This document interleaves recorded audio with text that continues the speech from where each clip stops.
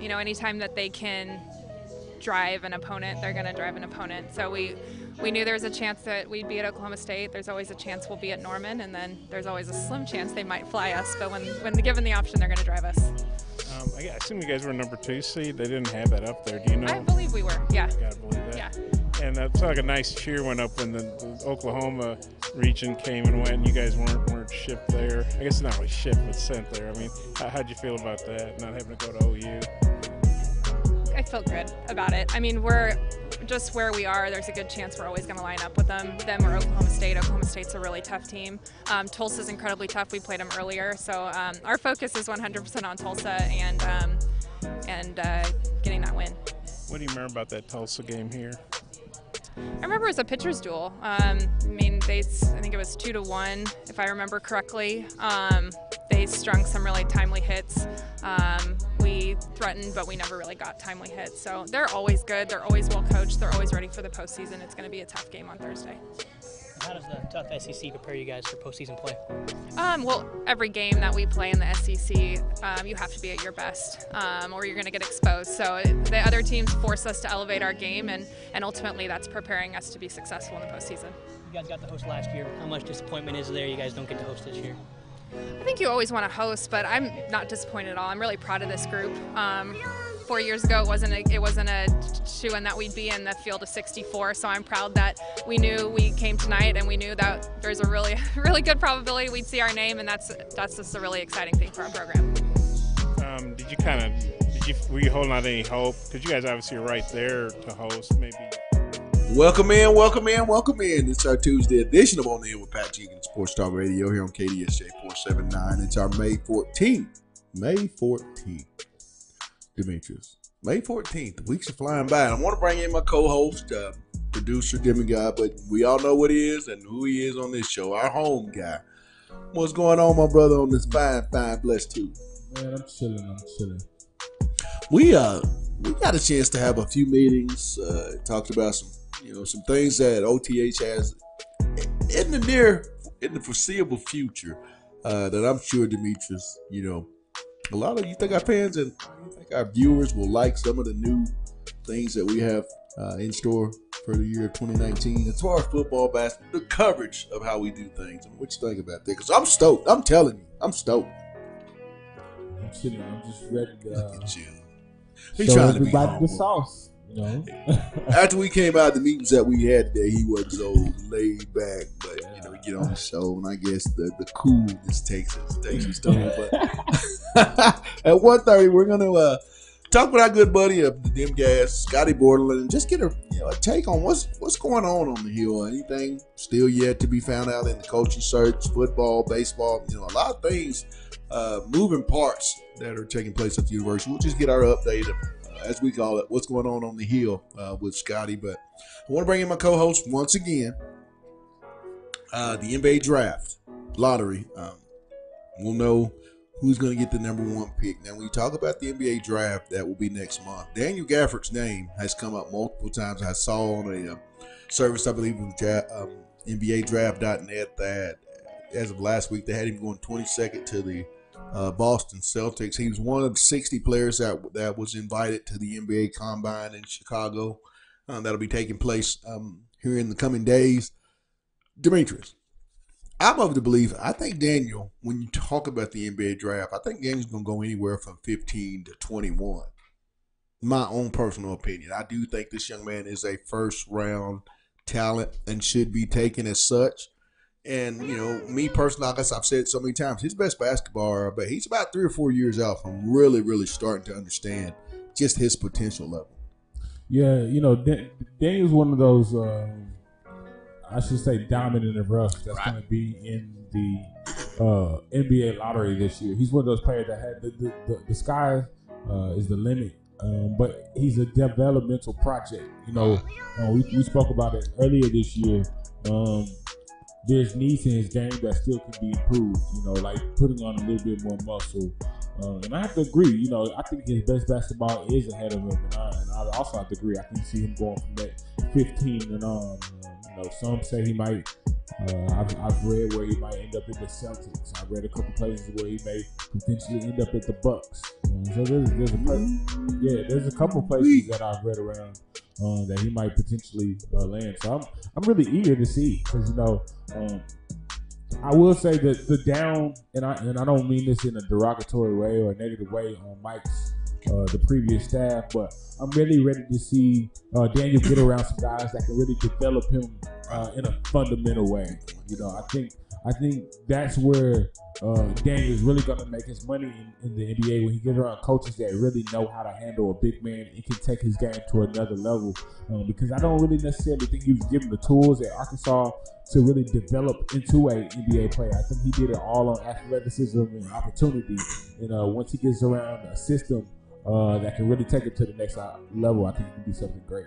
When you look at Coach Musselman, and you look at the talent that he's inherited, looking at maybe a Reggie Chaney or possibly Mason Jones or Desi Seals, these to me are guys I think in year 2 on campus will make tremendous strides. But I think it's only going to be partly because knowing how to maximize their talent on each and every possession, both offensively and defensively. And I think with Eric Musselman's time in the NBA, with all of the different types of basketball personalities that he's had to coach, I think that's going to be something that he'll be able to adapt really well here at Arkansas. Because you and I, when we were coming in to today's show, we talked about Jalen Harris. And Jalen, we all know, is well documented, not a great shooter. Point blank period. So Jalen's going to have to, take a little more added, incentive to make his shot better. I think when you watch this program going forward, you won't see a lot of individual skill work. I think that's something they're going to do on their own. I think you'll see more of the team concept, and when that happens, Demetrius, being a team if you're on that team, wouldn't that speed your development up? If you get it done in the offseason, so when you come back in season, that team concept and what you've worked on as a team, you can pick up and continue to prepare for the season. Because I think when I watch collegiate basketball and all levels of basketball, a lot of coaches are starting to implement this type of theory where they want to get it, get team, and the individual needs to be set on the individual work himself. I mean, how do you think that's going to go forward? Is this a good thing or a bad thing when you're talking about this program in general? I think it's a great thing, because I think the thing with the team concept and individual team training, I think you find out who your gym rats are. Right. You find out who wants to go to that elite level. You find out who has the potential, who has the hunger and desire to go to the NBA level. Because it's the same way. When you're in the NBA, those guys don't really give you one-on-one training. That's what guys decide to do on their off season. That's what they decide to do in their free time. When they're together at the facility, it's usually team-oriented drills. It's usually team-oriented fundamentals. So, again, I think it's great. I think what's going to make Arkansas attractive to a lot of people and to a lot of younger age group is that we're going to have an NBA program. And I think anytime you see the potential behind going to a program and getting exposed to professional nicks and trades that you're eventually going to have to do, I think it pushes you to go there more, because you have the basic fundamental package of what you're going to need to possess when you get in the NBA. And I think also what Musselman brings is that NBA type of coach mindset. That there's you have a short room for error. It's going to be almost next man up situation with us being in the Division I program and having access to the type of athletes that he can bring to Arkansas. So I think it's really good. I think it's really going to set a standard, because I think all the great coaches that you see, Nick Saban, those guys really don't have the time to really sit there and give you chance. It's one of those things where, okay, I have so many people waiting to be the next great big thing here, and I think once you can bring that to Arkansas, it's going to bring a different competitive edge. Almost kind of what Chad Morris is doing over there in the football side of things, where he's making competition the highest he possibly can to get the best out of everybody. And I think with Musselman having a short patience for era, because I think that was one thing Mike lacked at. Mike, he didn't really throw a temper tantrum when guys didn't get it wrong. He didn't really yell at the guys when guys were going kind of half pace or half energy. And I think that just an urgency is really going to take Arkansas to another level. Now, whether that level is a national championship, I don't really know, but I think we're definitely going to see a different brand and improvement in the basketball side of things. Well, we're going to take a quick break and let you hear what comments from coaches and players, and then we're going to come back because Demetrius made a great statement. What it's going to take. We're going to talk about just how important is the brand in marketing going to be going forward here at the University of Arkansas for not only the basketball, but Chad Morris, Neighbors, and the entire athletic program. Where does that play a factor?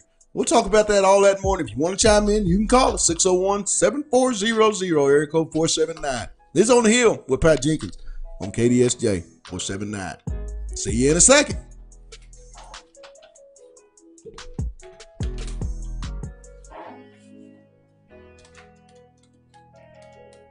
Next up.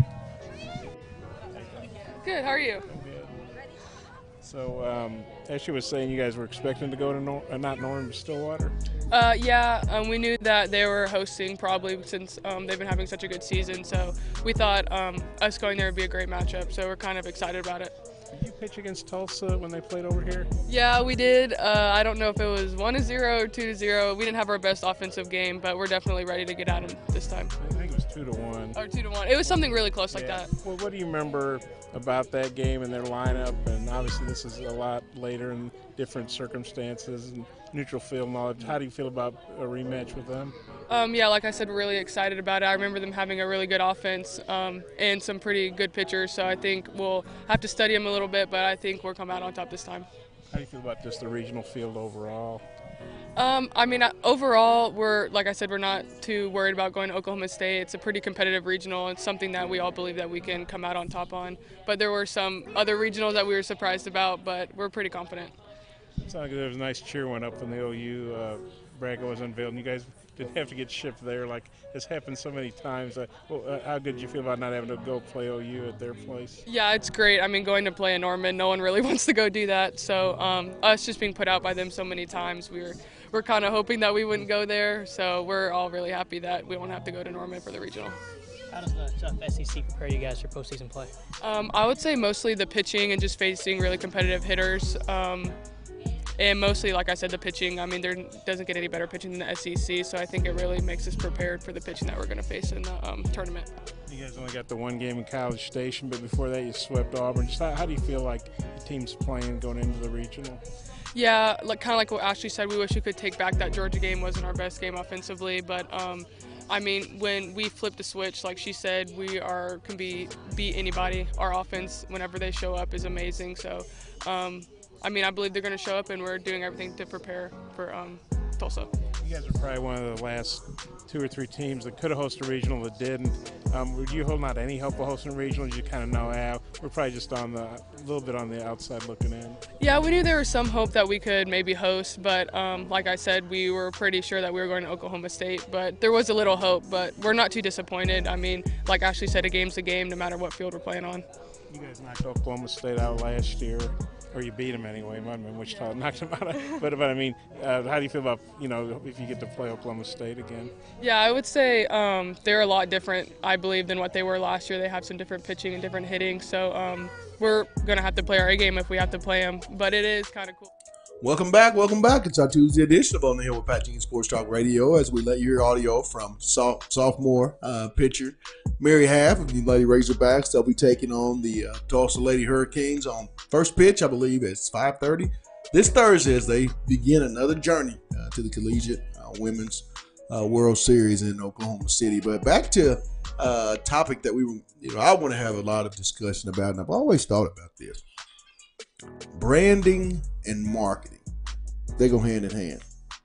And I feel like, with Arkansas, the new coaches, I like what, Chad Morris and that staff are doing, with their social media presence. Some of Arkansas's football staff, they really didn't get into Demetrius until this staff landed on the Hill. And you can kind of tell when I talk to the kids in recruiting, as we also cover the recruiting part of things for On the Hill, they like that type of social media stuff. And I think, when you talk about branding and marketing, you're real big on this. I want to let everybody know that this show would not be what it is without the branding and the way that Demetrius sets the show up.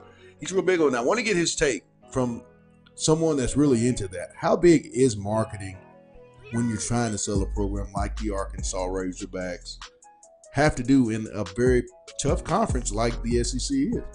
I think it's huge because I think that's what makes the SEC is that it's built on tradition. Right. It's built on a brand. It's built on that Southern slogan. Everything means more. That old school, kind of old fashioned,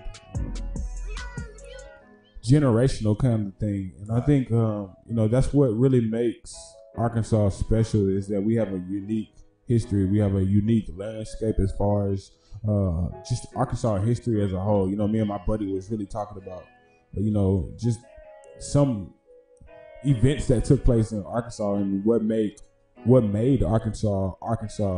But going back to tied in with Coach Musselman, I think it goes hand in hand with how Musselman can build Arkansas and how Arkansas can also build Musselman. Right. I think he doesn't have to work as hard as he did when he was at Nevada with Arkansas.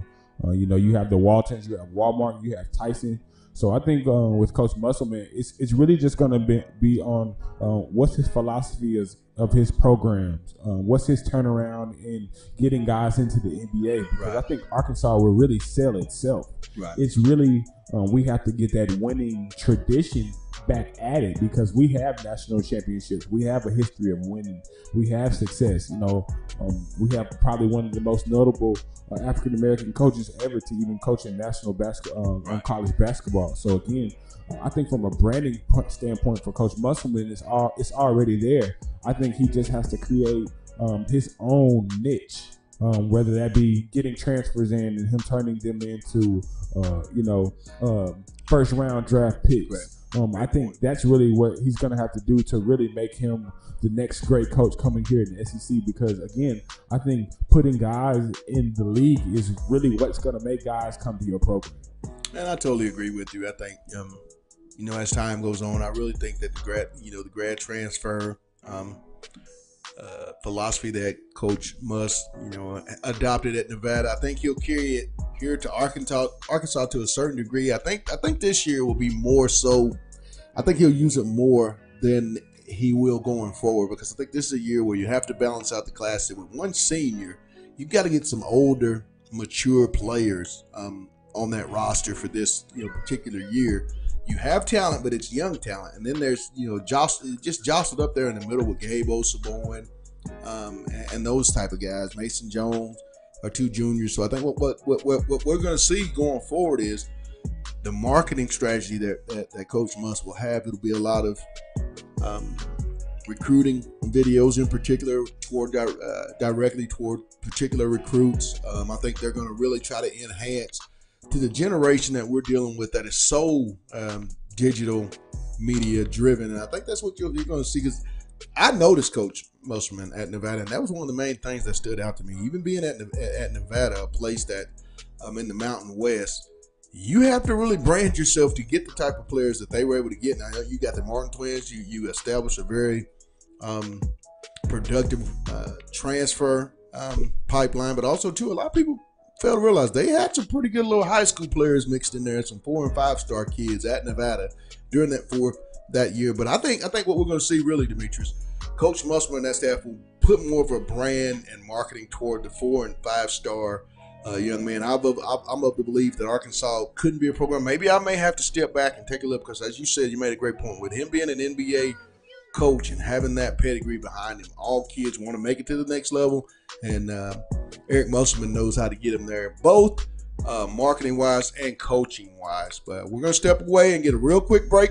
Caught up with another Lady Razorback, Miss Diaz. We'll come up with her real shortly as Demetrius will pull up that audio. And next up, we're going to talk with Scotty Borland of the Arkansas Democrat Gazette. We're going to talk a little football. What's going on with Coach Mo and the gang? Also, too, what's taking place with the coaching search? Has any names starting to surface with to be added to the Eric Musselman bus? We'll make a note and get all that to you ASAP. But yeah, momentarily pulling up audio, and I think we've got the audio. We're going to step away and hear what the Lady Razorbacks have to say about their trip. Just a little over an hour or two up the road to the Stillwater region. Then we're going to come back with Scotty Borland of the Arkansas Dim Gas.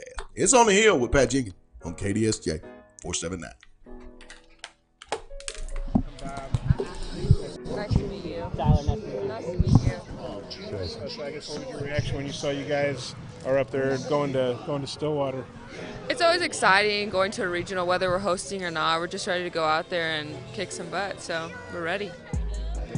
Did you guys play Oklahoma State, or I guess you played Tulsa, right? And We played Tulsa, yes. We haven't played Oklahoma State. What do you Yeah. know about the Tulsa playing them, and I guess they beat you here? Yeah, we just know they're always a good team. We're always up for a battle, so we're just excited to have a rematch and come on top this time. So.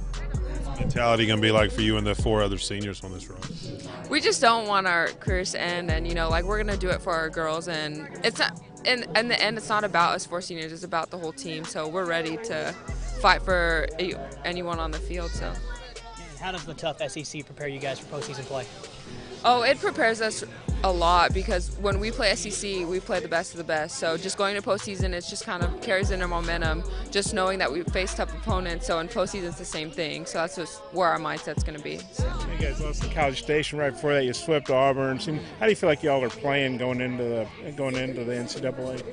I think we're on a good note right now. I do think there are some games that we wish we could take back. Obviously, we didn't play to our best abilities, but I think we know how to switch the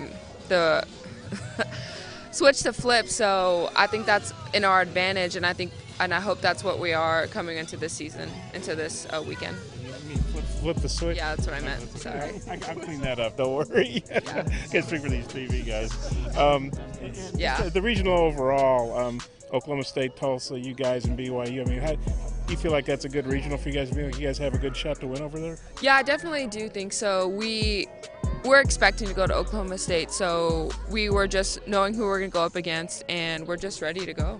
Yeah, so it wasn't a surprise. You guys, why did you guys think they were going to send you there? Just the proximity, or? Yeah, we were either thinking Oklahoma because that's what always happens, or Oklahoma State since they were in line to host. So we knew it was either one of those teams. So. How disappointed were you guys that you didn't get to host this year?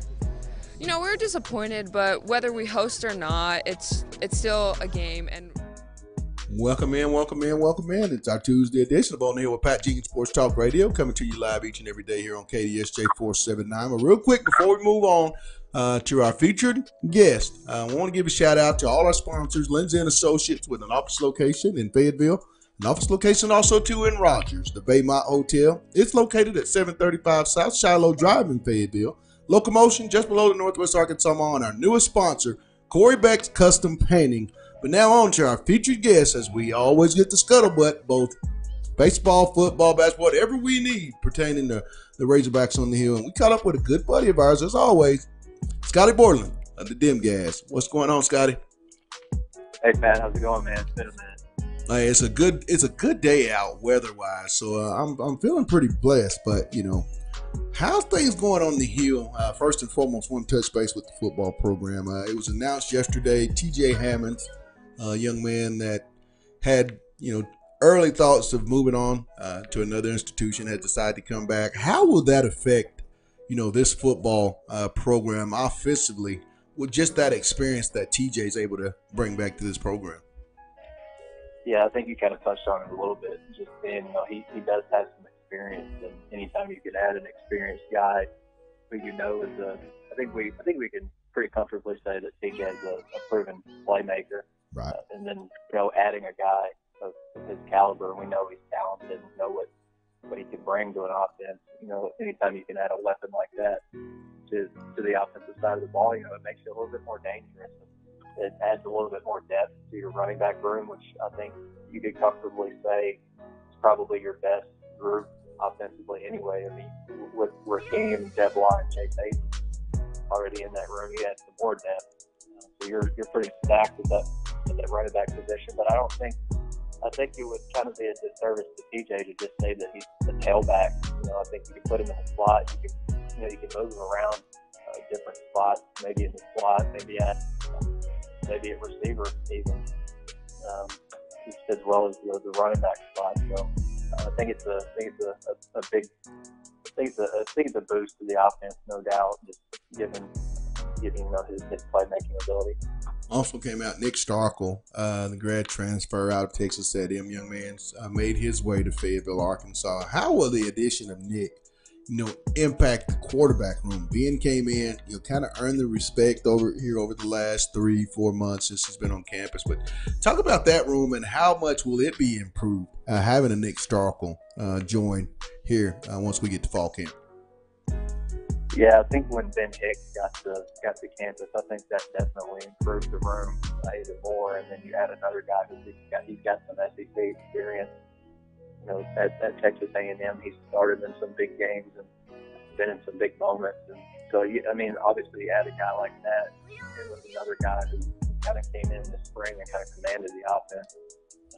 I think everybody liked Ben Hicks' leadership a lot, just kind of the way he carried himself and his confidence and his swagger, and kind of the jolt of energy that he brought. And then you're kind of bringing another guy in who I think might be a little bit more outwardly energetic, and a little bit more personality. Great point. Add some personality to that room too. So, I think it'll improve the room overall.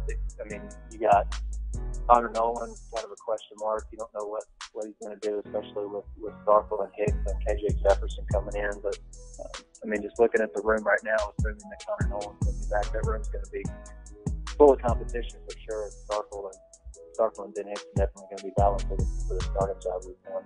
It seems like we talk each and every week. You and I speak here on OTH. We talk about an improvement in one area in that building, offensively or defensively. And when we went back to signing day in early February, Coach Morris made that statement that it was going to be his job as the head coach to improve each and every position room in the Smith Center. When I look over at the wide receiver room, no position glares out at me as far as improvements that have been made with the additions of Trey Knox, Traylon Burks, TQ Jackson. Those will be two young men that will be making their way to Fayetteville. Shamar Nash, you throw in Colin Jackson, and Jimmy Stoudemire was a guy that I thought, Scotty, had a great spring camp. Talk about that position room, and what will this do when you're looking at guys like Jordan Jones and those type, Deion Stewart? How can this help that room for the 2019 campaign?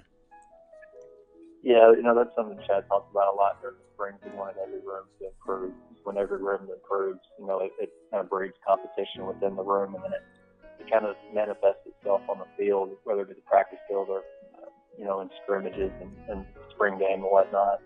So I think Trey Knox kind of asserted himself in the spring as kind of I don't know that he's necessarily the go-to guy yet, but I think they understand that he, maybe by the middle of the season definitely could be that. And I think it really says something that the coaching staff always praised how consistent he was. Right. And then you go watch the spring game, and he was among the first three receivers that were on the field. I think it was alongside Deion Stewart, maybe Davion Warren. So he's on the field with a couple of other veteran guys. I think that room's full of potential. Jordan Jones is a freak athlete. He can burn. He can take the top off the defense anytime. But I think that receivers room just they have to get on the same page with the quarterbacks, and then obviously it all kind of comes down to how well the offensive line kind of protects the quarterback, to give the quarterback time to find his receivers. So it all kind of works hand in hand. But that receivers room definitely got a lot of potential. I think they got the potential. They're pretty solid this year. Real quick before we move on, I have one more football question before we move off into the basketball realm of things. My question is, it came out that Sosa Agim was, spoke with Coach Morris and, pretty much was basically stated inside, or we may have to think otherwise. I'm of the belief the otherwise might have been a head scratcher had that happened. When you're able to move a guy that's played so much football like McTelvin Agim has to the inside, what does that say about the depth at the defensive line that you have, started to build over the last few years? And in particular, Soley. Mateus Soley seems to be that guy that has the biggest chance to really step in here on that defensive front as a freshman and really, as they say, flash. Yeah, for sure. And we do recruiting issue for Hogs Illustrated every spring, and we get 4 or 5 coaches that we're supposed to call and kind of get quotes from them on the kids that they coached. And one of the guys that I had to call was Mateo Soli's high school coach. He said he expects Mateo to be playing in the NFL in 3 or 4 years, so he's obviously very high. So obviously he's biased a little bit. We have to consider that, but he's very high on Mateo's talent level and his motor, and it's just his ability to disrupt. And I think him and Eric Gregory were a couple of guys during the spring that kind of, like you said, kind of flashed and showed potential to have moments where they were very disruptive. And if Sosa can kind of clog up the middle of the offensive line, like I think that's obviously, and teams are going to obviously have to honor his talent and probably send a lot of double teams his way. It's going to leave a lot of one-on-one matchups for those ends to get into the backfield and cause some damage. So, and Sosa's going to get his numbers. Right. Like he's a talent. He's going to get his numbers too. But he's obviously the guy who's going to have to be accounted for. Like I said, with defensive ends, because of the presence that Sosa is, they're going to have lots of chances to get in the backfield and be productive. And, like Gabe Richardson's another guy. Right. Great point. He's always really looked the part. Kind of waiting on a breakout moment or a couple breakout games. Yeah, the defensive line is solid, no doubt. Talking with Scotty Boylan of the Arkansas Democrat Gazette, covers all Razorback athletics for us here on OTH. Scotty, one thing that I've really started to notice is social media and how coaches and programs have really started to, use that part of it. Coach Chad Morris and staff, Cody Benson, who I think is one of the more astute social media recruiting employees, I think, in college football. The basketball department, has started to really go off into talking about more marketing. You saw some of the videos that Coach Musselman and his wife and daughter were able to make, to market Nevada. When you look at the University of Arkansas and Coach Musselman, how important will the marketing department be, when you're trying to brand a Power 5? Now, he may not need it as much, but how important will it have to become, on the basketball side of things when you're talking about attracting some of the nation's elite kids with social media being what it is? Yeah, I think Musselman's kind of talked about that a little bit in the past. At Nevada, at a mid-major program, you kind of have to go out and market yourself. And he believed that Arkansas was kind of the tradition or the history that Arkansas's got, that the brand kind of speaks for itself. And now he's just trying to give guys a glimpse into, hey, this is what our practices are like. If you're kind of curious what our practices are like, you're kind of considering coming here and playing for me, this is what my practices are going to be. This is what they're about. And kind of giving them an inside look at that. And I think they've done a pretty good job of, giving us some glimpses of, we never saw practices with Mike Anderson just outside of when they went on one of their foreign trips. So that kind of thing, it really piqued a lot of people's interest, especially with a coach who, just got here. And the interest level in him is just kind of through the roof right now. So people are kind of eating up every little bit that they can get on him. But it's smart. Like, they understand that people want to know as much as they can about anytime you can put little clips out, practice and stuff, people are going to eat it up. Recruits do too. They're obviously curious about him and his NBA background, and just kind of how he's working with guys in practice, kind of behind the scenes. Real quick, got about 30 seconds. Any new coaching hires, any new names popping up that you're hearing that maybe you want to share with our viewers and listeners to this point? Well, I'm listening to John Rothstein's podcast. He had Musselman on yesterday, and he said that Musselman said that, he hadn't no new news on as far as the coaching staff goes, but he's hired a couple of support staff guys. He didn't name names, but we know like Hayes Myers and Anthony Ruda have been on campus working with him on recruiting trips and things like that for a while now. So I would assume that those two guys are going to be on staff in some capacity. But Corey Williams, I guess, is the only assistant coach that we know who has an official title right now. But Musselman said on that podcast he hopes to have his coaching staff kind of fleshed out in the very near future. So might be something to keep an eye on for sure. All right, my man. Love all the insight. We'll be talking soon as we know some more meeting. I know we have some availability coming up with Coach Musselman on Thursday, so I look forward to catching up with you then. But as always, thanks for taking time out here on OTH. Yeah, you bet. It's always good to be with you. That was Scotty Borland of the Arkansas Democrat Gazette. And Demetrius, I mean, he speaks on the same thing that we speak on. Marketing has to be at the forefront, I think, with the way college basketball and college athletics are going. You have to have a great marketing plan, especially if you're the head coach. You have to have the right people in place. I mean, I look at Clemson's all the time. I mean, their social media blast and presence, I know, has attracted some of the elite players. I was talking to Savion Morrison, a young man out of Edison in the Tulsa area that's a major target at the running back spot. He really pays attention to social media and feels like Arkansas's department is one of the elite in the country. But we'll see, and we'll see how things go with the must-busts, media, marketing. We might even play a part in that. Who knows? You just never know what we have in store. But want to give a shout-out to our guest, Scotty Borland of the Arkansas Democrat Gazette. Also, to our sponsors, Lindsay & Associates with an office location in Rogers.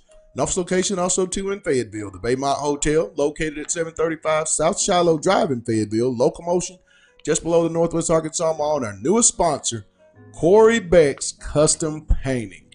Once again, tomorrow, I want to make a note. At 1:30, we were going to have him here. Today, as I made a note yesterday, Coach Neighbors will be joining us. That'll be tomorrow as he had a prior engagement, but we're going to work it out. 1:30 tomorrow. Be sure and tune in. You don't want to miss what Coach Neighbors has to say about his rising, and I mean rising, women's basketball program. But that's going to do it for all of us here, from my producer, Demetrius Demigod, my home guy here on OTH, and myself, to you. It's On the Hill with Pat Jenkins on KDSJ 479. You guys have a blessed one. Holla.